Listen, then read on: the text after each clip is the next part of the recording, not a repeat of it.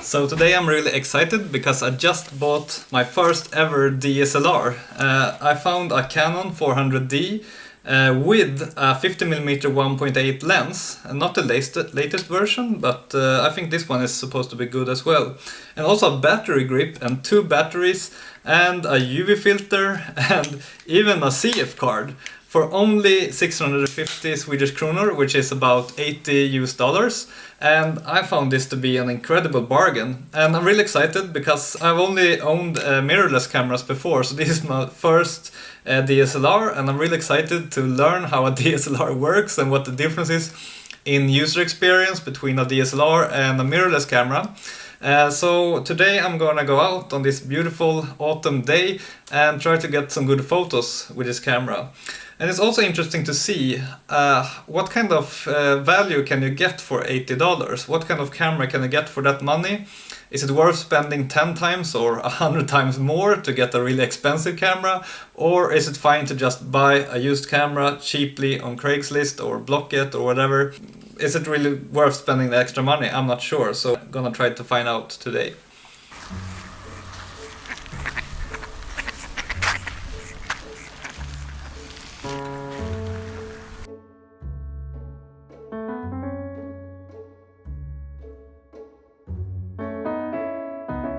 I gotta say that so far I really like the experience of using this camera. Compared to my Sony A7 mirrorless, it feels so instantaneous when I take a photo. It doesn't need any work or anything, I just touch the shutter button and it takes a photo immediately. It's also nice with the viewfinder that there is no lag at all and it's super crisp because it is the reality. So it's looking promising so far for the DSLR.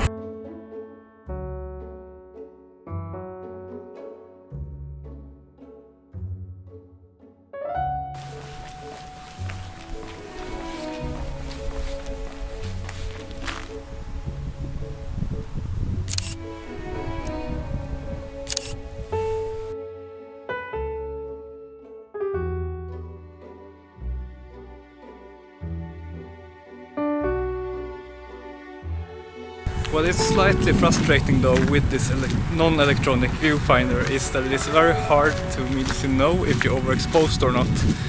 In an electronic viewfinder you know before you take the shot. But I guess it's something you get used to. You have to look at the screen afterwards if you're not sure.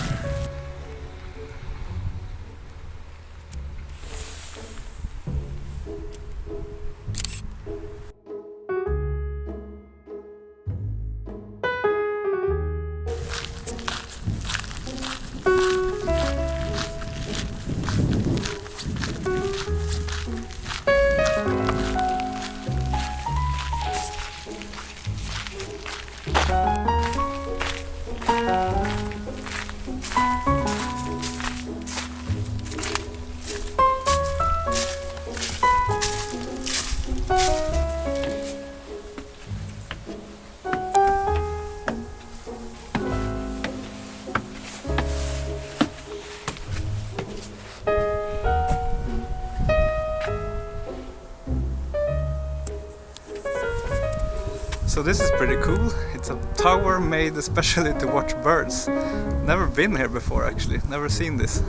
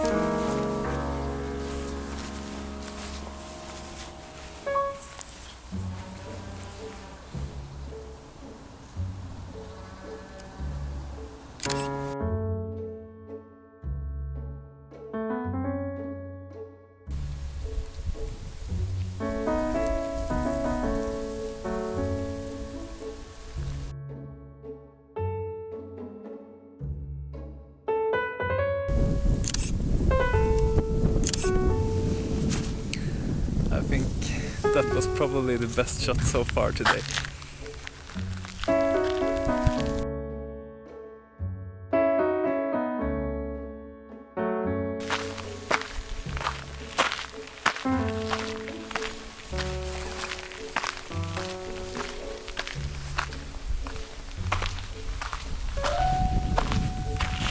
I kind of like this shot as well. Let's see if I can make a good photo of it.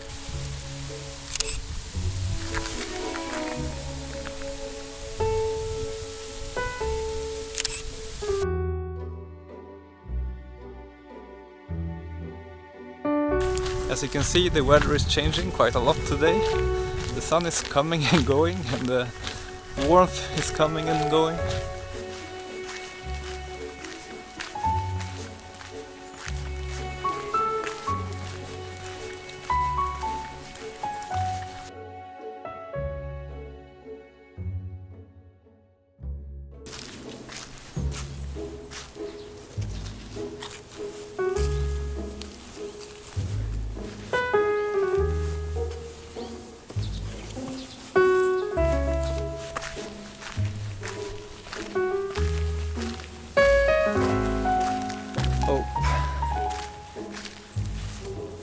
I think it's over here for me and my A6 running shoes. Let's go back.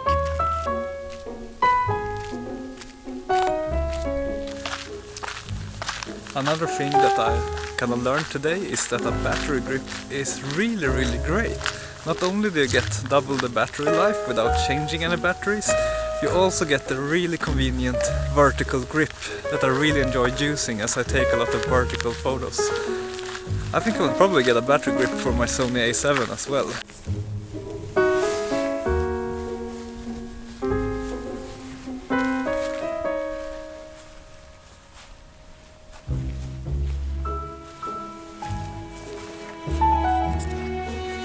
This looks pretty nice.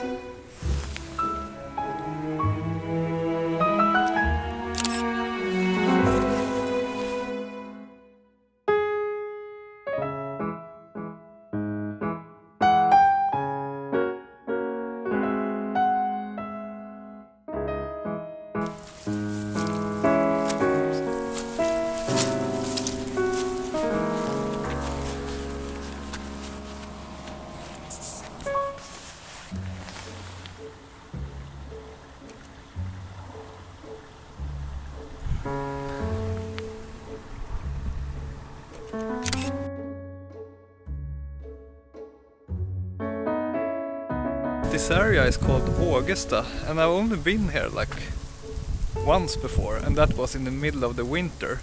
And I thought it was quite beautiful then, but it's nothing compared to now, with all the colors and all the nature.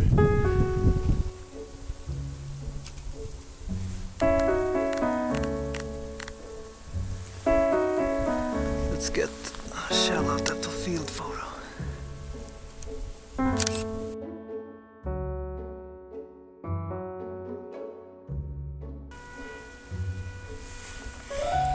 That was 1.8, and I suspect it will not be very sharp, so let's try 2.2 in aperture.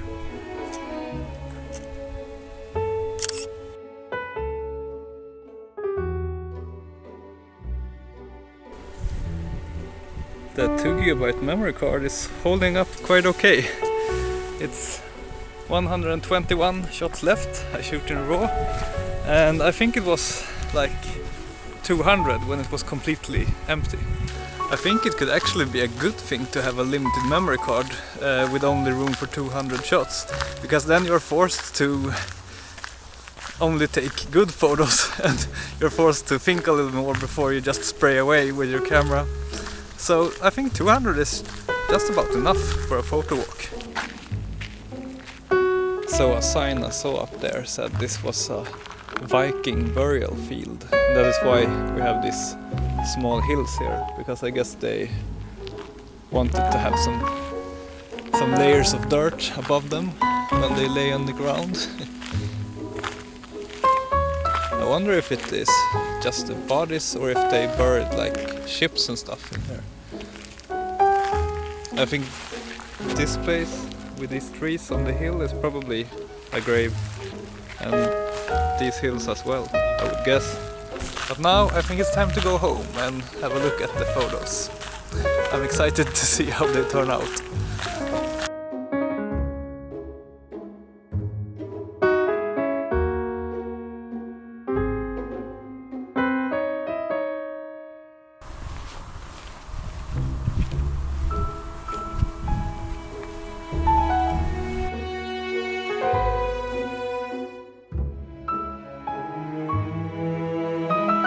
So let's look at the photos again, this time in 100% crop.